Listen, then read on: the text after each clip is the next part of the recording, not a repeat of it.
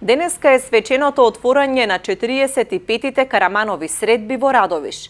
Драматизации, музика и поезија се на репертоарот на вечерашната програма, со кое што ќе започнат и официјално поетските средби. На поетскиот карван ќе учествуваат гостите поети од Македонија и странство, а ќе се додели и наградата Ацо Караманов. Овој сегмент во петок, значи на 23 ноември, ќе заврши со поетскиот карван на Друштвото на писателите на Македонија, на кој што ќе настапат сите претходно спомнати поети. Некои ќе ги спомнеме и во контекст на сабот, во саботниот дел од програмата.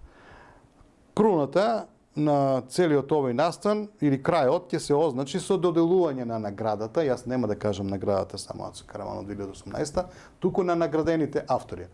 Бидејќи ние ќе ги наградиме сите, нели, овие четворица, тоест ќе бидат присутни тројца на оваа манифестација,